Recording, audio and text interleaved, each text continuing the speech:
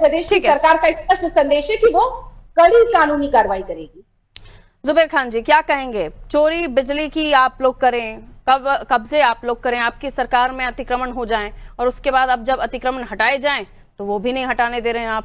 क्या अतिक्रमण बने रहने चाहिए? अगर इलीगल जमीन को, सरकारी जमीन को हड़पने का काम किसी ने भी किया, चाहे वो मंदिर बनाकर, मस्जिद बनाकर या किसी भी तरह से, उसको नहीं हटाना चाहिए? देखिए, सबसे पहले तो मैं ऋचा जी जो हम लोग की पार्टी में ही रही, आज भले ही भाजपा में, इनको संज्ञान होना चाहिए कि एक तो हाई कोर्ट और सुप्रीम कोर्ट ने बार बार हिदायत दी है, नोटिस की सुप्रीम कोर्ट का हिदायत है प्रदेश सरकार को कि बिना नोटिस के आप तोड़ नहीं सकते हैं। ये कानून सरकार का गाइडलाइन है, तो न्यायालय है।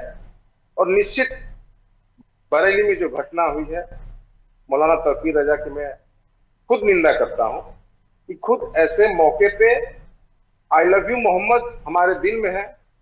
और हाल ही में अभी फतेहपुर जो मकबरा पे घटना हुई थी, खुलेआम दिन में लोगों ने मकबरा में घुस के तोड़ किया, वहां भगवा झंडा लहराया, उस मजार का अपमानित किया। क्या कितने लोगों पे वहां पे कार्रवाई हुई? क्या वो सांप्रदायिक सौहार्द बिगाड़ने का काम नहीं हुआ? आखिर क्यों केवल एक जातीय विशेष को टारगेट करके मुसलमान को इस तरह की बुलडोजर की कार्रवाई की जा रही है? अगर जमीन अवैध है तो अब तक योगी जी की सरकार की सेकेंड ट्रिप है, ये दूसरी बार मुख्यमंत्री बने हैं, अब तक क्यों नहीं?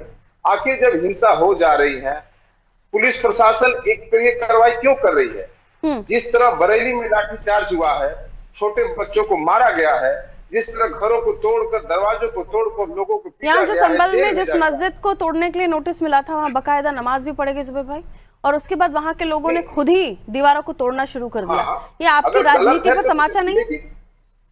नहीं, अगर गलत आप है, जो वहाँ पर लोगों में जो विवाद करने की या जहर घोलने की कोशिश कर रहे थे, ये बुलडोजर गलत है, वहाँ पर तो लोगों ने मान लिया कि वो अवैध है और लोगों ने खुद ही दीवार तोड़ना शुरू कर दी। जो मस्जिद पढ़ रहे थे, वहाँ मस्जिद में नमाज पढ़ रहे थे, ये अगर अवैध है तो लोगों ने तोड़ दिया। तो मैं वही कह रहा ना, जब विवाद हो रहा है तभी तो आपके बुलडोजर के अगेंस्ट जाने से पहले ही वहाँ पर लोगों ने बुलडोजर कार्रवाई का सहयोग कर दिया। ये आपकी पॉलिटिक्स पर करार तमाचा नहीं है?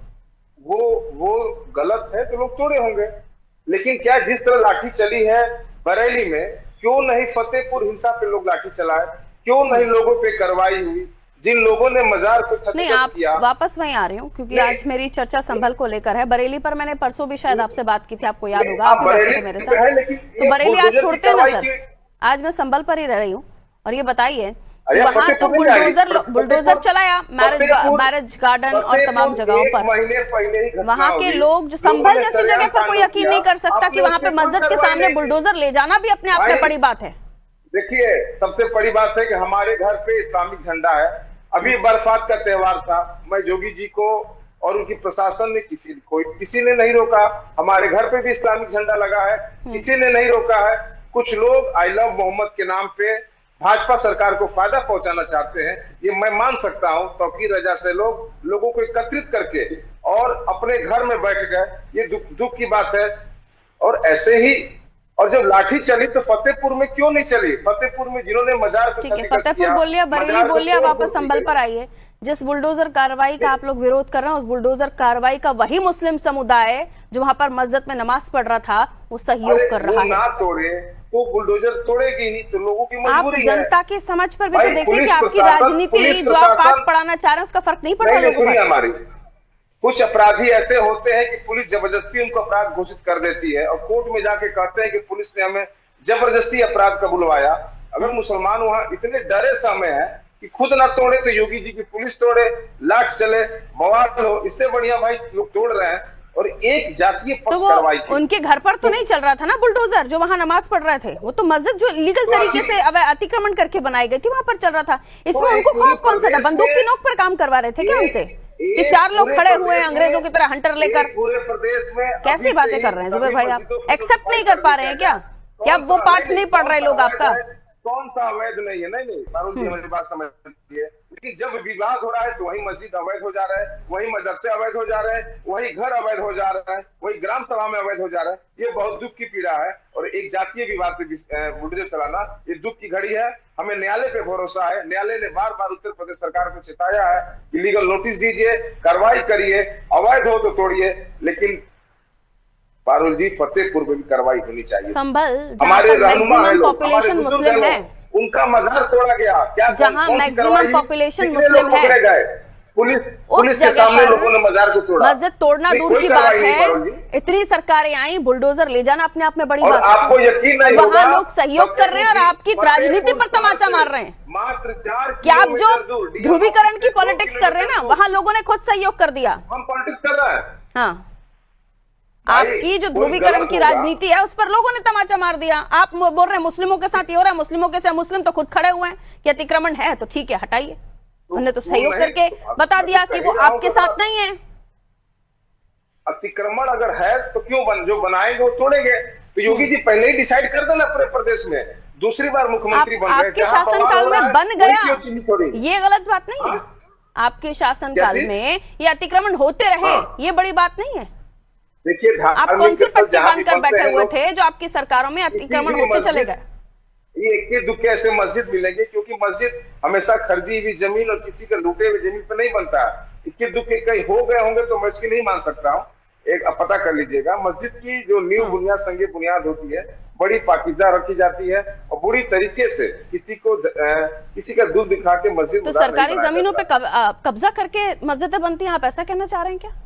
नहीं, पूरा मस्जिद था, जितना अंश था कुछ लोग रखे होंगे, मैं कह रहा हूँ कुछ लोग जमीन खाली पड़। आप कह रहे हैं ऐसा होता है, तो मैं थोड़ा कंफर्म कर रही हूँ इस चीज को कि क्या सभी जगहों पर ऐसा होता है क्या कि कब्जा करके मस्जिदें बनेंगी? कुछ लोग ऐसे किए होंगे तो आज तो उसी का नतीजा है ना।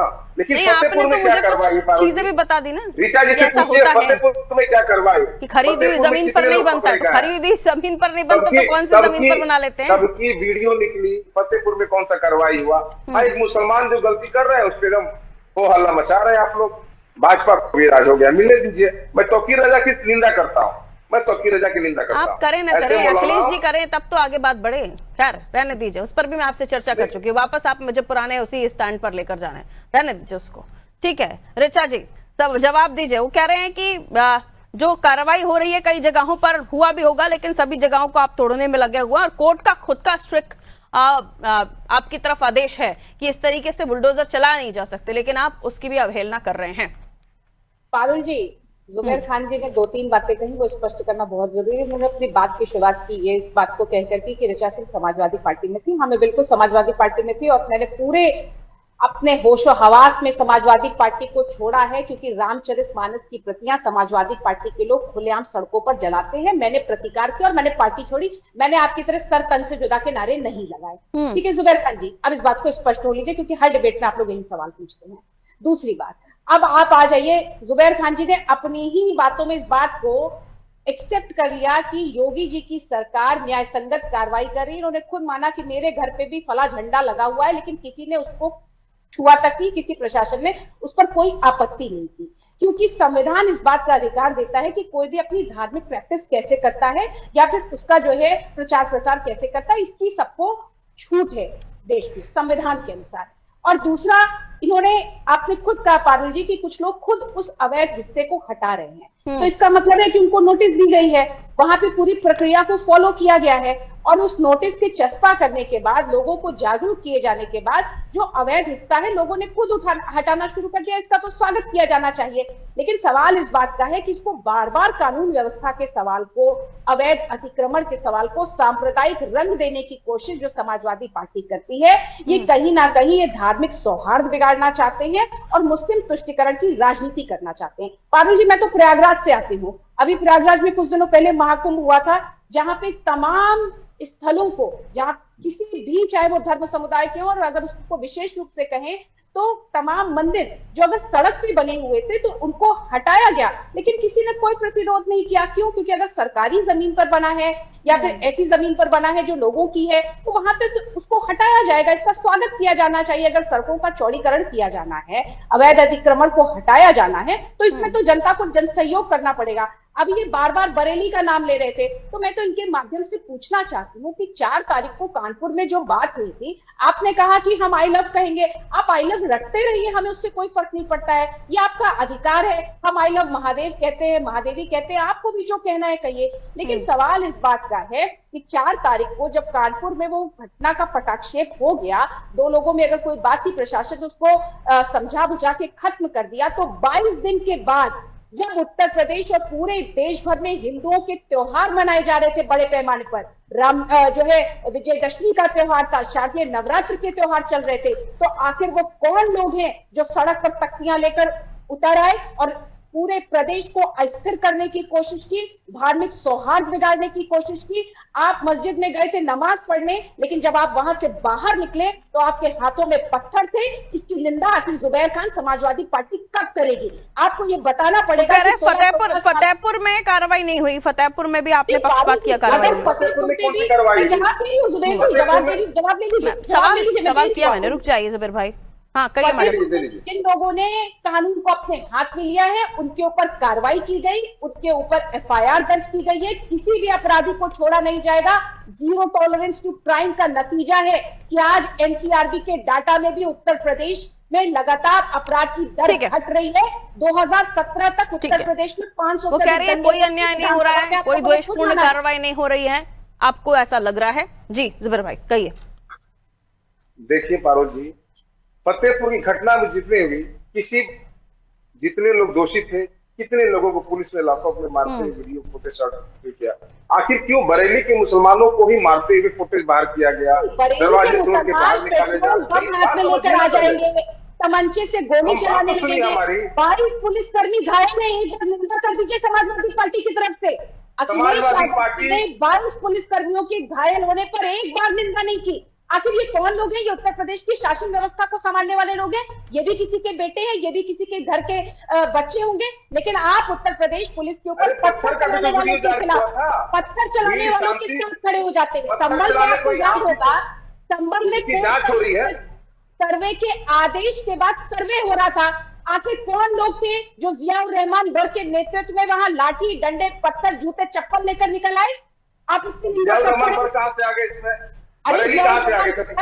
जियाउर रहमान बर्क के, मैं तो आपको उदाहरण दे रही हूँ कि संभल में किस तरीके से घटना हुई थी। संभल में जियाउर रहमान बर्क के खिलाफ एफआईआर दर्ज हुई है, आपके पार्टी के विधायक के खिलाफ एफआईआर दर्ज हुई है। सरकार आपकी एफआईआर किसी को दर्ज कर सकती है। सांसद बिजली चोरी कर रहे हैं, मतलब जुबैर भाई ये तो खैर एग्जाम्पल ही सेट कर दिया ना उन्होंने। अपराध कर सकते हैं आप। जब अंडा चोरी, बकरी चोरी जैसे बड़े अपराध के मुकदमे बड़े नेताओं पे हो सकती है, बिजली चोरी का क्यों नहीं हो सकता? खैर ये तो बिजली चोरी तो फिर बड़ा अपराध हो गया।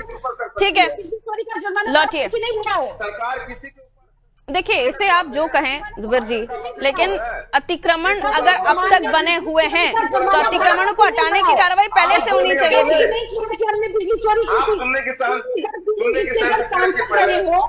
ठीक है, व्यवस्था को संभालेंगे पीढ़ी दर पीढ़ी। आप लोग तो समाजवादी पार्टी के समय इतना इजाजत दे रहा था। ठीक है, रुक जाइए मैडम, 1 लाइन में 10 सेकंड में अपनी बात कर लीजिए जुबैर भाई, जल्दी। ठीक है, मैं ऐसे चर्चा नहीं हो पाएगी, आप लोग साथ में बोलेंगे तो फिर हम बात भी नहीं कर पाएंगे। खैर, समय भी इतना इजाजत दे रहा था। बहुत बहुत शुक्रिया आप सभी का हमारे साथ जुड़ने के लिए। उत्तर प्रदेश में बुलडोजर की कार्रवाई जिसको लेकर अपना अपना तर्क लोगों का है, खासतौर पर राजनीतिक दलों का, लेकिन संभल जहां की पॉपुलेशन रेशियो किस तरीके का है ये सब जानते हैं।